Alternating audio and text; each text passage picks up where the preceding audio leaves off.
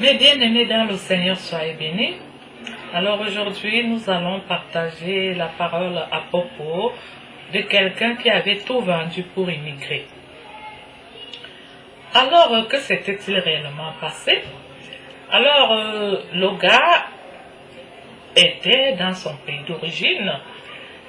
Et étant dans son pays d'origine, il était fonctionnaire. Mais en fait, il n'était pas satisfait de son salaire de fonctionnaire. Il trouvait que c'était insuffisant. Et puis bon, qu'est-ce qu'il a fait? Il avait décidé d'immigrer. Et en décidant d'immigrer, qu'est-ce qu'il a fait? Il a quitté la fonction publique parce qu'il était fonctionnaire. Il était propriétaire d'une maison dans son pays d'origine. Il a vendu sa maison. Il a rencontré également ses vieux parents parce qu'en fait, il n'allait pas voyager par voie normale. Il fallait des réseaux par-ci par-là. Et alors, on lui demandait beaucoup d'argent dans ces réseaux, les réseaux mafieux qui promettent des visas et des voyages noirs aux gens. Monsieur va maintenant contacter sa pauvre petite maman et son papa. Il les pousse également aux dettes. Les pauvres parents s'endettent à leur tour en hypothéquant leur propre maison. Imaginez-vous, leur propre maison, ils avaient encore un terrain qui était vacant. Les pauvres parents ont vendu le terrain. En fait, ils avaient tous les espoirs sur leur fils en se disant que bon, une fois que notre fils va arriver en Europe, nos vies vont changer, nous allons tous récupérer, il n'y a pas de problème. Alors, ce qui s'était passé, en réalité, c'est que le monsieur n'était pas informé de la réalité de l'Europe. Il n'avait vraiment personne qui puisse lui dire la vérité concernant la réalité de l'Europe. Voilà le monsieur qui voyage, tant, il réussit à voyager. Après avoir tout vendu, les pauvres parents pillés, endettés, alors il voyage. Premier cauchemar, la personne qui devait l'accueillir à l'aéroport est portée disparue. Il appelle la personne qui devait l'accueillir à l'aéroport, la personne ne prend plus le téléphone. C'était là le premier cauchemar. Le monsieur, appelons-le Julien, était coincé. Julien arrive à l'aéroport. La personne qui devait l'accueillir à l'aéroport n'y est plus. Il appelle la personne qui devait l'accueillir. La personne ne prend plus le téléphone. Julien est resté coincé. Comment je vais faire? Comment je fais maintenant? Alors, cette première nuit, comme il avait encore un visa valable, il réussira à dormir à l'aéroport. Et pendant qu'il a dormi à l'aéroport, comme on dit souvent que la nuit porte conseil, il a donc commencé à prier toute la nuit que comment je vais faire, comment je ferai, quel cauchemar. Et alors quand il s'était réveillé le matin, il a rencontré une femme qui passait et avait expliqué son problème à la femme, quoi. La femme fut saisie de pitié et puis la femme lui a dit, écoute monsieur, votre visa est encore valable pendant combien de temps? Julien a dit pendant 3 semaines parce qu'en fait il avait un visa de 3 semaines et quelques rares jours. Alors la femme proposa à Julien d'aller chez elle juste pour la période de validité de son visa parce qu'elle ne voulait pas les problèmes. Elle ne pouvait pas également garder chez elle quelqu'un qui n'a pas de papier. Alors Julien s'est installé chez la femme. Et une fois installé chez la femme, il fallait donc que Julien postule un peu partout pour chercher du travail. En postulant partout pour chercher du travail, c'était difficile parce qu'en fait, pour travailler en Europe, il faut avoir le permis de travail, le permis de séjour, donc des papiers en règle. Tu ne peux pas venir travailler en Europe avec un visa, un simple visa, que tu as un visa touristique. Il te faut le permis de séjour délivré par le pays qui t'accueille. Ou bien si c'est en Europe, bon, comme avec le Schengen et puis l'Union européenne et tout, il faut donc avoir le permis de travail européen. Alors, le monsieur a postulé partout, Julien a postulé partout, alors les réponses étaient négatives.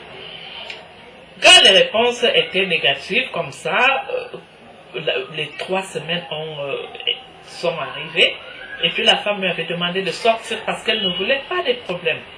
Parce qu'en effet, il est interdit de garder chez soi quelqu'un qui n'a pas de papier en règle. Toi qui gardes la personne, le jour qu'on t'attrape, c'est la prison, l'amende, et puis si tu ne fais pas attention, toi-même tu es expulsé si tu es d'origine étrangère. Et la personne que tu gardais chez toi va en prison, à sa sortie de prison, il est également expulsé. La femme a mis Julien à la porte parce qu'en fait le visa n'était plus valable et elle avait peur des problèmes. Julien a donc commencé à faire quoi? Qu'est-ce que Julien a fait? Il fallait qu'il trouve où dormir. Trouver où dormir, tu ne peux pas louer une chambre si tu n'as pas les papiers en Europe. Tu vas louer la chambre là où et comment? Julien n'avait personne. Julien n'a pas de famille, il n'a pas de contact, il n'a rien. L'unique personne qui devait accueillir Julien à l'aéroport a plaqué Julien. Alors, qu'est-ce que Julien fait? Il commence à dormir sous les ponts, dans les gares, dans des plantations de fruits. Et quand le propriétaire d'une plantation ferme sa porte pour dormir, Julien se précipite dans la plantation pour dormir. Et qu'est-ce qu'il fallait faire? La famine a commencé à le ronger. Il dormait déjà dans la rue, mais alors la famine, qu'est-ce qu'il va faire? Il était obligé de s'associer avec les petits vendeurs de drogue, les dealers. Et au niveau des dealers, pas de solidarité dans tous les cas. Il n'y a pas de solidarité entre les dealers. Et alors, Julien, devenu dealer, alors ça s'était gâté entre lui et les autres dealers. Les autres dealers avaient donc promis de le dénoncer. Qu'est-ce qu'il allait faire? Il était obligé de fuir. Et en fuyant le monde du deal, qu'est-ce qu'il a décidé de faire finalement? Alors, il a donc croisé quelqu'un qui était aussi dans sa situation, qui lui avait dit, écoute, ici en Europe, pour t'en sortir, tu devras te livrer à n'importe quelle pratique. Il faudra te livrer à n'importe quelle pratique pour que tu t'en sortes. Julien est devenu subitement un homosexuel. Et pourtant, ce sont des actes que lui-même avait condamnés. Ainsi que sa famille, il est devenu homosexuel. Mais étant homosexuel, ça n'allait pas avec son amant également. Il a dû se disputer avec son amant, homme comme lui. Et puis son amant lui avait dit, écoutez monsieur Julien, je suis désolé, moi je vais vous jeter dans l'avion. Hein. Je vous ferai partir parce que je ne peux pas vous supporter. Que va faire Julien? Julien a pris ses habits. Il a également fui son amant qui était homme comme lui. Que va faire Julien? Alors, on propose donc à Julien, Julien a pris le courage maintenant d'aller rencontrer les autorités. Et avant de rencontrer les autorités, on lui avait demandé d'entrer dans le réseau des personnes qui font l'amour avec des animaux là. Des personnes qui font l'amour avec des animaux, des serpents, des chiens et tout. Et puis, Julien avait accepté, disant qu'il accepte ça à cause des dettes qu'il a, parce qu'il faut à tout prix qu'il rembourse les dettes. Sa famille est endettée, il ne sait pas comment il va s'en sortir dans son pays d'origine. Mais, comble de malheur, quand il s'était pointé pour aller aussi, pour entrer dans ce monde de zoophilie, appelons-le ainsi, il a dû avoir des rapports sexuels avec des animaux dangereux qui ont brisé ses organes génitaux. Il est mort. Et avant de mourir, quels étaient les derniers mots de Julien? Julien avait dit qu'il préférait mourir que de rentrer dans son pays d'origine à cause des problèmes qu'il a laissés derrière. Il a perdu sa place à la fonction publique en qualité de fonctionnaire. Il a perdu sa maison. Il a poussé ses pauvres parents à vendre leur maison hypothéquée, vendre leur terrain. Donc, il a détruit toute une famille. Et là, il ne sait pas comment remédier à cette situation. Il préfère mourir. Et réellement, il était mort. Je vous assure, mes bien-aimés dans le Seigneur, qu'avant que ce gars ne meure, il ne restait plus que la tête. Il ne restait plus que la tête parce que je vous assure que il était devenu squelettique et méconnaissable. Il ne lui restait plus que la tête. Mes bien-aimés dans le Seigneur, aujourd'hui encore, une fois de plus, je vous appelle à la responsabilité. Ne jamais immigrer pour l'Europe si tu n'es pas sûr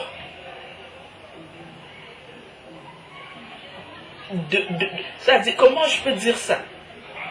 Si tu n'as pas un permis de travail européen valable qui puisse t'aider à intégrer le monde du travail. Ne jamais mettre vos parents dans des difficultés en les poussant à s'endetter à gauche et à droite parce que vous venez en Europe, hein, parce que vous venez en aventure. En aventure. Ceci ne concerne pas uniquement les Africains, il y a les Asiatiques, il y a toute une bande de personnes dans le monde entier qui émigrent vers l'Europe, hein, en vendant leurs biens, leurs moyens, pensant venir trouver l'Eldorado. Non, tu n'as pas de papier, tu n'as rien, puisque les Européens même qui ont des papiers, hein, n'ont pas de travail. Beaucoup d'Européens qui ont des papiers n'ont pas eux-mêmes du travail et dorment dans la rue. Beaucoup dorment dans la rue. Mais toi qui déguerpis d'un pays tiers, tu n'as pas de papier, tu n'as rien, tu penses vraiment venir t'intégrer comme ça? Mais c'est pas possible. Faut pas rêver, hein? Il faut pas rêver. Au moins, moi, je suis une personne qui dit la vérité. Qui dit la vérité, et puis, nos compatriotes qui sont à gauche et à droite doivent aussi dire la vérité. C'est difficile. Ce qui fait mal, c'est parce que tu vends tous tes biens dans ton pays d'origine, croyant trouver l'Eldorado, mais tu te retrouves dans une situation où tu perds tout. Tu te retrouves dans un carrefour de non-retour. De mort, je pourrais qualifier ça à la mort seulement. Toi-même, tu n'as pas de vie, tu n'as pas de toit en Europe, tu vadrouilles en route comme ça, mais dans ton pays d'origine, tu ne peux même plus y retourner parce que tu as vendu tous tes biens. Non seulement que tu as vendu tous tes biens, tu te retrouves endetté et tes pauvres petits parents, âgés, vieux, désespérés, tu les as fait vendre leur propre maison et leur terre qui leur servait d'agriculture et tout pour survivre. Tu les as mis dans des problèmes de ce genre, croyant t'en sortir. Mais finalement, tu te retrouves face à un cauchemar, face aux hallucinations. Aux hallucinations. C'est vrai, beaucoup disent que non, moi je veux d'abord voyager pour aller toucher moi-même du doigt, Vous qui avez ces raisonnements, c'est vous qui mettez vraiment vos parents dans des difficultés. Alors qu'est-ce qu'il faut faire quand tu viens te retrouver dans ce cauchemar, comme ça en Europe, hein, pas de boulot, pas de travail, pas de rien? Alors qu'est-ce que tu fais? Tu fais quoi?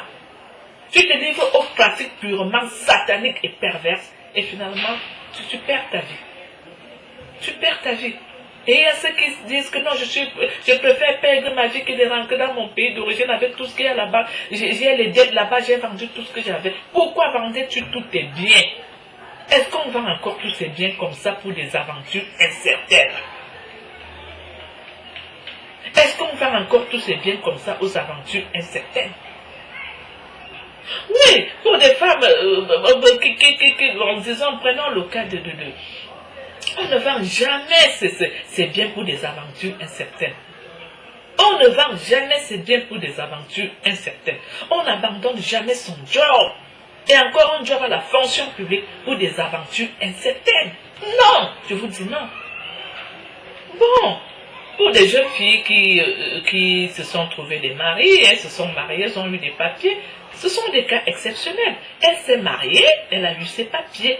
Là, elle sait que, bon, elle arrive en Europe en situation régulière et qu'elle est protégée par la loi. Mais toi qui arrives, tu n'as pas de papier, tu te dis non, je suis une fille, une fois que je vais arriver là-bas, je vais aller croiser mon mec et puis nous allons nous marier. Tu vas aller croiser ton mec et vous allez vous marier.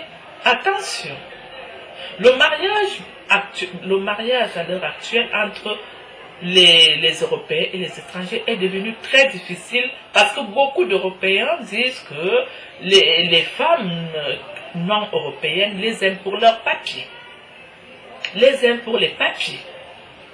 Et vous savez, quand un homme a déjà cette idée-là en tête, c'est très difficile qu'il prenne un engagement comme celui-là, t'épouser. C'est très difficile. Pourquoi les gens ne veulent pas dire la vérité? Pourquoi on ne veut pas dire les choses telles qu'elles sont? Hein?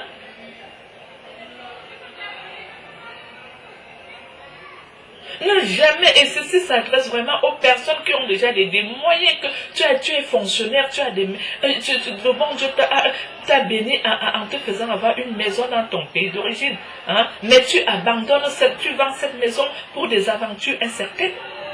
Pour venir te retrouver dans des situations chaotiques comme Julien l'a été. Et venir faire honte à tout un continent comme ça. Au fur et à mesure que vous venez pratiquer la perversité au pays européen, nous autres comme ça avons honte. Une comme moi, j'ai honte de circuler à cause du comportement de certains de mes compatriotes. Mais bien aimés dans le Seigneur. Et c'est-à-dire, soyons responsables, responsabilisons-nous. Dans ton pays d'origine, quand tu as déjà une maison, tu as déjà du commerce, un fonds de commerce, et reste-y. Parce qu'en Europe, tu ne trouveras pas mieux.